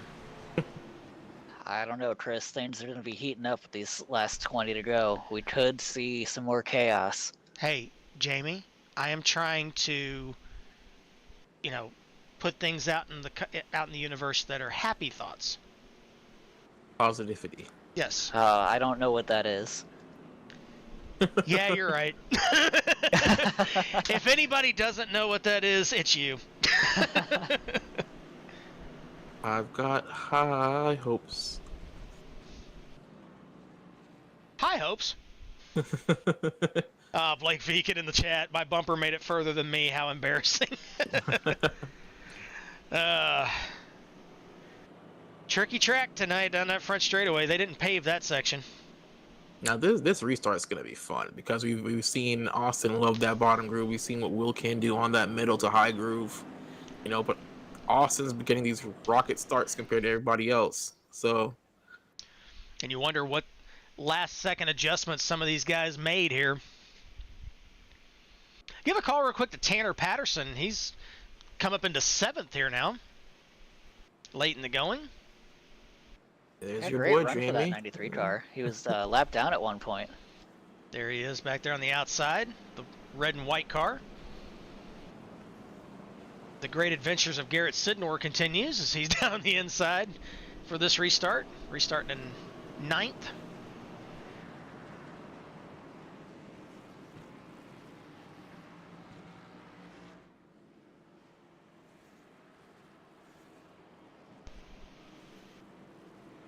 I think we could see some chaos here on the bottom lane. We've got Noah Joyce lined up 4th behind Davey Hazard. Noah goes when the green flag comes out. He does not mess around. Mm-hmm. All right, quick poll for the chat. Will there be another yellow before the rest of this race is over? Let's see what happens. All right. Green flag. Green flag back in the air, and Hakes still gets a decent start. Denice loose. He gets tapped from behind. Just that 39 car just goes right into his rear and just forces him out there into the wall. Good save there by Denice. We could have wrecked the entire field. That was close. And I don't know if you guys saw it in the other chaos, but the green flag came out and Noah Joyce was already pushing Davey Hazard. He wants to go. Lovell, Page side by side for second. Hazard trying to push around the outside.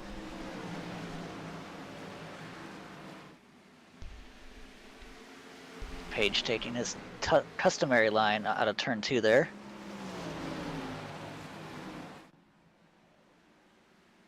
Coming to 17 to go. Page a little loose on corner exit right there.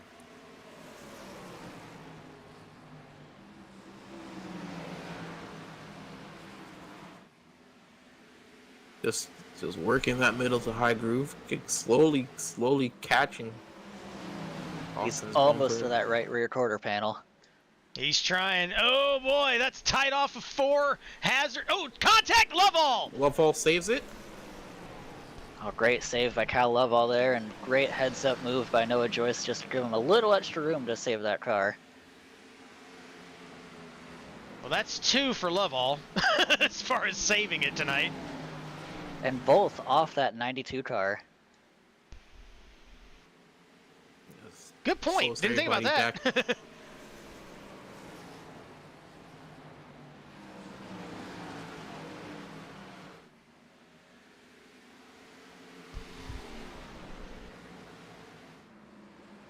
Looks like, William Page saw that happening. His rearview mirror backed off just a little bit.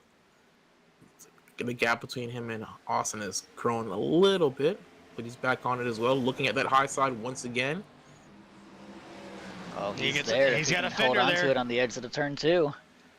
Side by side down the backstretch. Hakes and Page. Hazard closing the gap. Leaders side by side off 4. Hazard in third place, looking to play spoiler. Give it to Page at the line.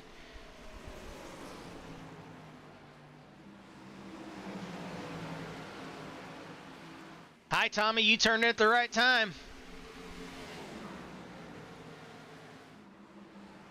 Gets a fender, gives a fender. And Almost there's- has it on exit. Still side by side. Page again kicking up some dust right by the wall. They're side by side. Yeah, the little nudge on the wall slowed him down a bit on corner exit. There it is again. Rubbed it Yeah. again. These guys are not giving up anything. Coming to 11 laps to go at Iowa. Number 5 there, right back into 4th place, getting by Joyce.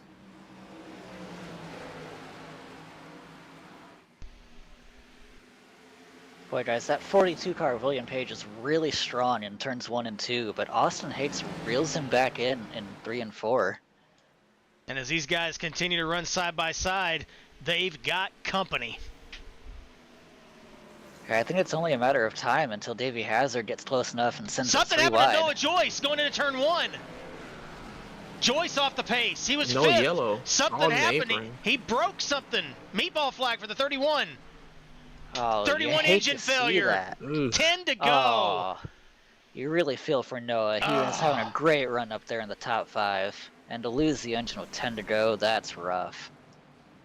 And in that quick look at him, looks like William Page got the pass that he needed.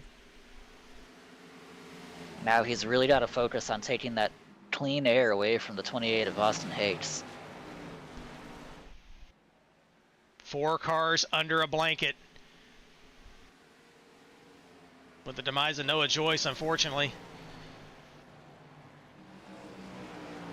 Lovell and Hazard, they've had contact already tonight. They battle Yep. for 3rd.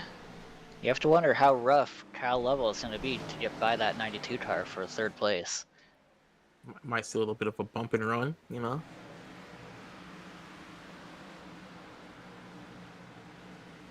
Aerial cam gives us a big view of the gaps between these two cars, well, these four cars and their respective battles.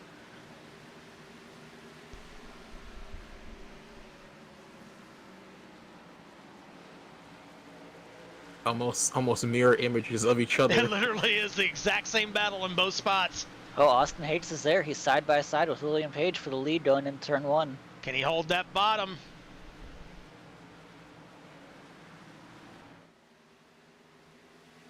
Side by side again. Hakes dive bombs it into 3. It sticks side by side with Page off 4. It's like you said, you know, Austin gets that advantage, you know, on corner exit off of 4, but diving into 1 and 2, you know, Will gets that advantage as well. 5 laps to go at Iowa. Contact, a little bit of touch between Hazard the two loose there. off 2 behind him. Lovell to the outside. Battles everywhere coming down to the wire here. And here comes Barnes in 5th place.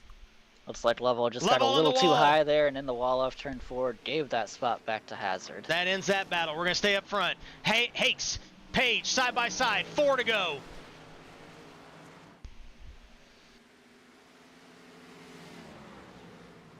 Yeah, Page gets down the back straight. He has the advantage, but when it comes to this start-finish line, he cannot get on the throttle as when he needs to. 3 to Does go. now. We might see some door banging here coming to the checkered Ooh, flag. that was close there going into 1. They almost cut down on each other. Side by side again. Hakes has to give it up for a moment. Nope, he dives back into 3. Trying to slide job it off of 4. Can't get it there. Coming to 2 to go. Barnes right there in 5th place, looking for either one of these 4 cars in front of him to wreck, and picks up 3rd place. Hakes has got the run through 1 and 2. Page still trying to keep a fender alongside. He does. Pulls even again down the backstretch. Doesn't have it on exit. Oh, he lost it going into 3 that time. Hakes clears. White flag in the air. White flag. 1 lap to go at Iowa. Oh, he sent it hard into turn 1, just not enough to get there. We might get a bump and run going into turn 3. Can he get close enough to do it? Down into turn 3 for the final time. Page dives it in. But it's not going to be enough. Austin Hakes comes off turn 4. He's your winner tonight at Iowa. Side by side of the line. Lovell and Hazard. Give it to Hazard by an inch. What a finish there, guys. We were really treated to quite a special show tonight. Yeah, 2 battles, you know, it was a top 4, you know. It's good stuff right there, boys. I have the wrong race logo, but that's okay. Austin Hakes is your winner tonight. Heck, I got a lot of stuff wrong with that, actually. This isn't the national tour. This isn't that race from Hickory. There's a lot going on there. We're just going to say, there you go. Austin Hakes is your winner as he burns it down. It was just Page on that, you know, that white flag lap. Well, the start of it just loses momentum hitting that wall. And you got Lovell and Hazard side by side. This is the battle coming off turn 4 between Lovell and Hazard. Oh, wow. Oh, It Cal was- Lovell got just turned loose. right. Yeah. And Barnes was hoping that something would happen there to grab 3rd. Well, he almost had it. Sure did. That's what he needed. He just needed some 2 cars to wreck, you know, collect 3rd. Whether it's a 2 up front or a 2 in front of him.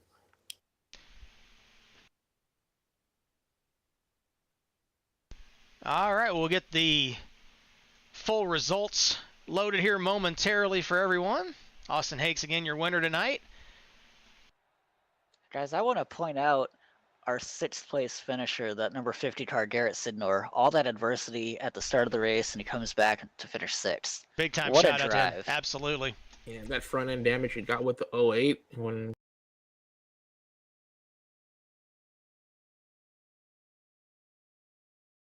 Yeah, we thought his night was over with that contact, but sometimes you just hit the car in the right spot and it doesn't affect you.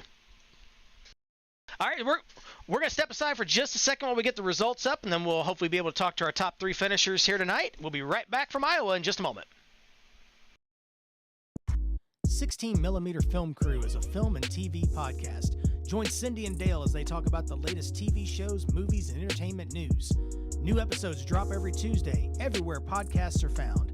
Videos go live on YouTube every Thursday. Visit them on their website at 16mmFilmCrew.com. Oh, I'm ready.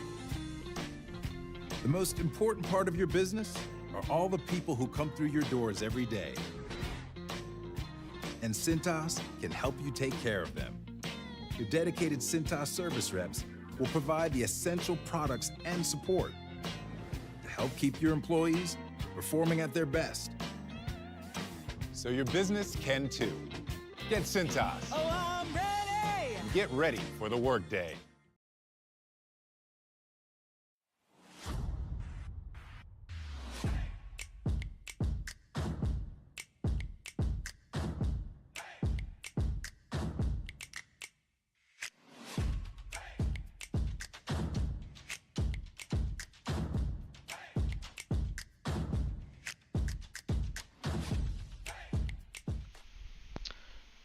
Welcome back to Iowa. Fast 29's coverage of the FarmersOnly.com Single Mingle 150. It's in the books. Austin Hakes is your winner tonight. Get your full field rundown. Oh, we still have the old results thing up. Sorry about that. There we go. That's still not the right one. What is happening tonight? And we'll just roll with that. There we go. That's your... We'll get that fixed for next week. But that is your top 10. John Peterson sneaking in a 10th place finish here tonight. Good run for him. Again, good solid run for Garrett Sidnor after the adversity early. There's the top 20. That's the final finishing order unofficially here tonight at Iowa.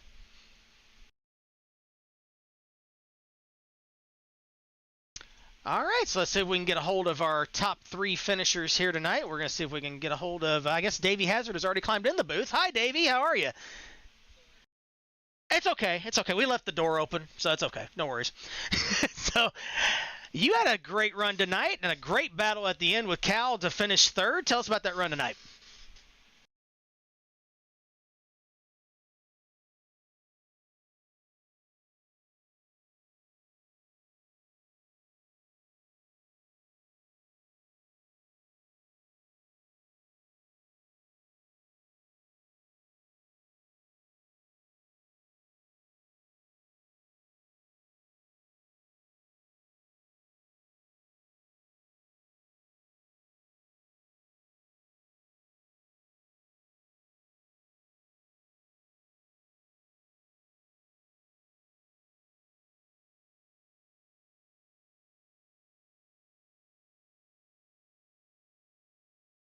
Basically the last half of the race as soon as the sun went down.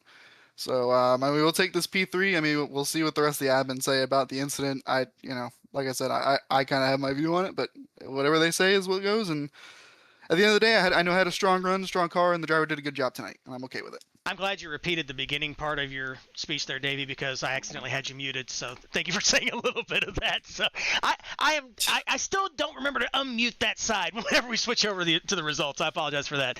But it's all good. Yeah, but yeah, they're probably going to take a look at that incident from earlier between you and Cal, and we'll see what the admins come up with that. But again, you had a great run tonight. Brings you up a little bit more in the points. I know you need that tonight as well. But you got some great partners on that 92. Go ahead and give some shout outs, buddy.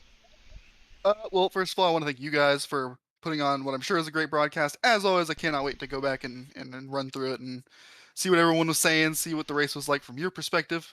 I want to thank the rest of the admin team here at the USORL. They do such a fantastic job putting on great racing every week, 2 nights a week. Every single driver at the USORL, thank you guys so much for showing up. I really appreciate it. We put a lot of work into this. It's basically a part-time job for all of us. And it's cool to see us rewarded with people who enjoy racing here. All of my teammates, all my friends, Darren Ingram, Noah Joyce, Tommy Bordeaux, who can't be here anymore because he works all the time. Trident, PTR, TLRI, all those guys over there. They make testing setups fun, and it isn't always. So shout out to them. And yeah, I think that's about it. All right. Well, congratulations on the podium tonight. Top 3 for Davey Hazard in the 92, and we will catch you next time. I think we're at Chicago next week. How you feel about that one next week? Honestly, I'm excited. I think it's going to be a good race. I don't know if I'm going to be any good there, but I know it's going to be a good race despite that. So, well, come out. Look forward to it. Well, again, congratulations on the 3rd place finish. Davey Hazard, Primetime Racing, comes home 3rd tonight. Congratulations on that. Thank you so much, guys. Thank you, man. All right, we'll see if we've got William Page, driver number 42 for John Peterson Racing. You got a copy, buddy? Yes, sir, I do. Hey, and the chat does too, so that's good. So we had an issue with Davey's mic a second ago, but we're good to go now. Well, you and Austin had a heck of a battle all night long. The front row stayed the same the entire race, basically. Tell us about that run tonight, bud. Looked like a lot of fun up here. That was a great race overall. I can't even be mad with it. It was entertaining, and I'm glad y'all got to broadcast this one and see that final battle there at the end and the race in general. But that makes up for the first 10 laps, and we put 20 laps of a show on, so that says a lot. We were making sure to make up for that. We forgot about the first 7 laps being under caution. Totally forgot about that, guys. Good. Yeah, that's good. Yeah, that's awesome. So what did you need to do to get by Austin there at the end? It seemed like he was. The way I saw it, Austin was not the greatest on brand new starts. He was just telling me that he was made for the long run, and that was concerning there at the end. So it was kind of just a battle tooth and nail for that, and who came on top. Yeah, and it seemed like you had more short run speed than what he did, and everybody kind of seemed to be on top of each other on the restarts, but then he would just pull away, and I think that was almost the perfect amount of time at the end for a shootout. Oh, it was entertaining even for us in the car. We were both sweating for it. I'm wearing a hoodie, so I'm feeling it right now a little bit. That was a mistake, but it is. I was going for the full fire suit effect. That's what it was. That's William Page to a T right there. I mean, he overachieves in everything right there. He makes sure he has the full realistic. Jamie, we talked about this earlier. You were wondering if we were going to go realistic or not with this. There it is. I know. I can't believe William's out here wearing a hoodie. I'm wearing a t-shirt and shorts, and I'm sweating, and I didn't even race tonight. Full immersion, baby. I'm not gonna show my camera tonight and show what I'm wearing, but we're not gonna go there. Anyway, moving right along, you got some great partners on that 42 ride. William, go ahead and give us some shout outs, buddy. Angry Orchard on the hood. JPR as always, and everyone involved with that. John, Cal, Garrett. Whole group there. Great guys. Other than that, my parents that watch. I don't think I forgot to send them the link tonight, so they're gonna have to get a little recap. Oh no. Yeah, they'll watch. Gosh. They'll watch. Okay. But yeah, other than that, that's all I got. Fantastic race, great result. It's the win's coming soon. It will be. It's around the corner. I can smell it. I can smell it. What would you say when you turn the page? There's a win there. Oh, for sure, big W on it. Okay, all right, just. That's all I got tonight, folks. Tip your waitresses. That's all. That's it. I don't even know why I'm going to interview Austin here in a minute. That was my one for the night. There we go. Anyway, well, congratulations on that top 2. Going to Chicagoland next week. How do you feel about that one? Feeling good about that one. That could be the turn of the page right there. There it is. A bunch of the ones coming up. Feeling good. I feel like that should be your rally cry now. And if you do that, just remember me for a minute when you. He's turning the page. We got to use that sometime in a broadcast, boys. We got to remember that one. All right, William Page, driver number 42, brings it home second tonight in a great battle with Austin Hakes. Congratulations on it, and that win's coming. We guarantee you that. Oh yeah, thanks y'all. William Page, driver number 42, brings it home second tonight, and now. It seems to be becoming a habit, talking to the 28 driver at the end of these things and being the last interview of the night. Austin Hakes, you got a copy, bud? Yes, sir. How about that battle tonight? Man, I tell you what, that was probably one of the toughest battles I've had in a long time racing on iRacing.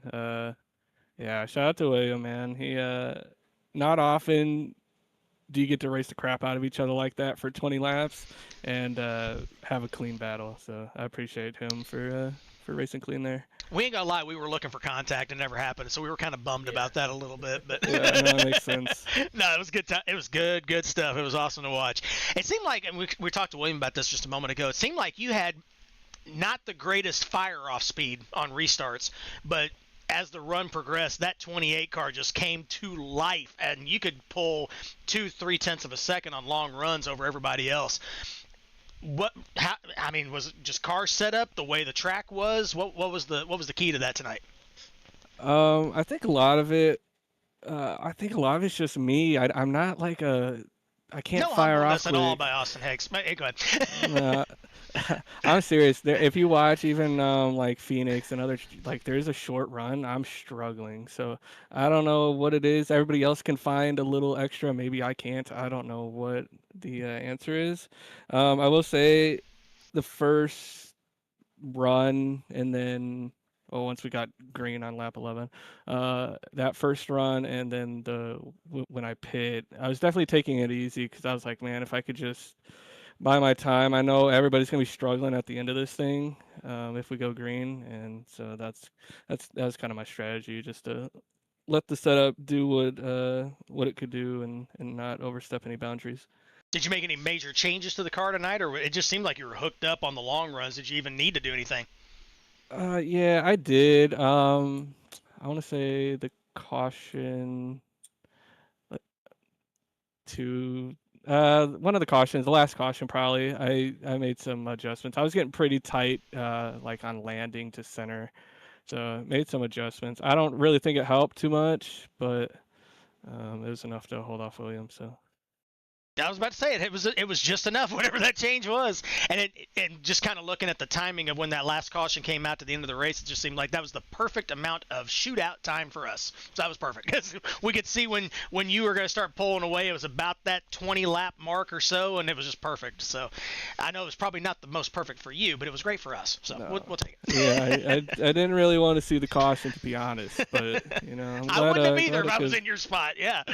Glad it could put on a show. So. Absolutely. Well, you got some great partners on that 28 ride tonight. Floor is yours. Yeah, I just want to shout out everybody at USORL, all the admins who helped put this thing on. I know they have a lot of work to do, a lot of weeks with the league calls and stuff like that. Also, shout out to Scott Fleener for doing race control. Even though he doesn't have to, he does it for us, so we appreciate him. Want to thank Scotty Lamp for helping me out this week with the setup, even though he couldn't make the race.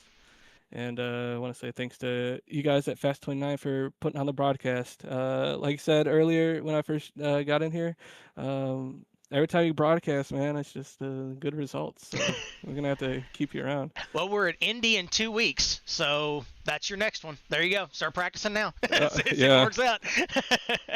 All right. Well, congratulations, Austin. Great finish again for you. Another win. I think I put you in the points lead as well. We'll be updating that here in just a second, but I think that puts you up front since Scott wasn't here tonight, so that should put you at the top of the board for right now. And how do you feel about going to Chicagoland next week?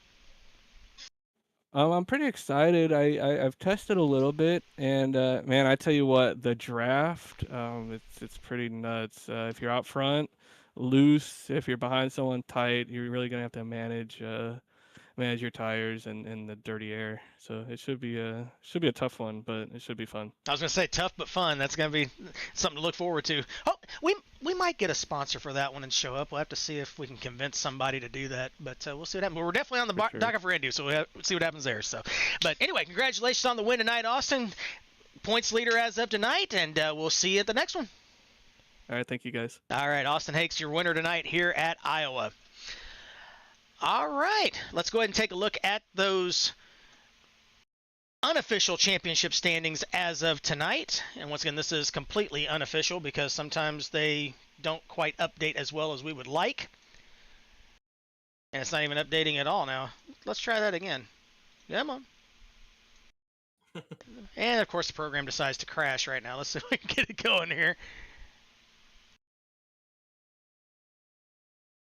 Well, Chris, you said it wouldn't be a Fast 29 broadcast without some kind of adversity. Of course. If it wasn't on the track, it was going to be now. There we go. Austin Hakes, there we go, is at the top now. Luke Smith moves up into second. Kyle Lovall's in third. Garrett Sidnor 4th, and Scott Lamp, the points leader when we came in, drops to 5th. And there's the rest of the top 10 on your screen. We'll drop down through 20th. And once again, this is unofficial. Sometimes the bonus points don't always populate, but this gets you close, within a point or two of everybody. And then we'll drop back through 30th tonight. A few of these guys didn't show up for this one tonight, but those that did are highlighted next to their names. Well, Jamie, your first one tonight was an absolute barn burner there at the end. What'd you think? Yeah, quite the show these drivers put on for us, and I feel honored that it was my first race up in the Fast 29 booth. You know, we talked about it at the start of the race. It was a bit of a rough start, but once we got that first green flag lap, it turned into just one of those old school classic USORL races, and we just kind of cruised to the end without much trouble. Dale, final thoughts from you? Yeah, wonderful racing. Like we said earlier, that transitional period from the day to the night cycle. You saw a lot of cars come alive. The second half of the race compared to the first. It's not about how you start; it's how you finish. We had touch and go with the first 10 or so laps of the race, but those last 20 laps were amazing. Had battles for first and second. You had a battle for third and fourth, and actually fifth. Wonderful side by side racing. Those last 10 laps from all 5 of those cars. Great battle here tonight at Iowa across the board. Hope you guys had fun tonight. Thank you for joining us in the chat. Next broadcast on Fast 29 right now will be Indianapolis in 2 weeks, so look forward to that. Brought to you by the March of Dimes. I want to thank Scott Fleener tonight for sponsoring the event tonight. Love the name of the race that he came up with, but yeah, we'll let that go tonight. But we're looking forward to the March of Dimes race at Indianapolis in 2 weeks. Looking forward to that one. But for now, from all of us here at Fast 29, for Jamie Zalecki and Dale Barham, I'm Chris Pickett signing off. God bless you guys. We'll see you in a couple weeks.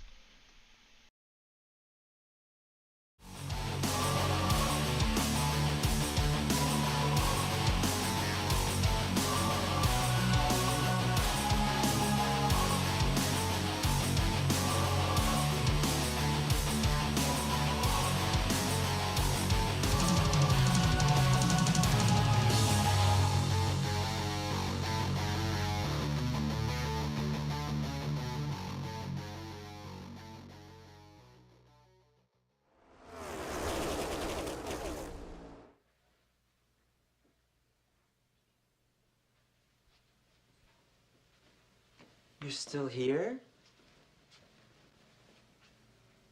It's over. Go home.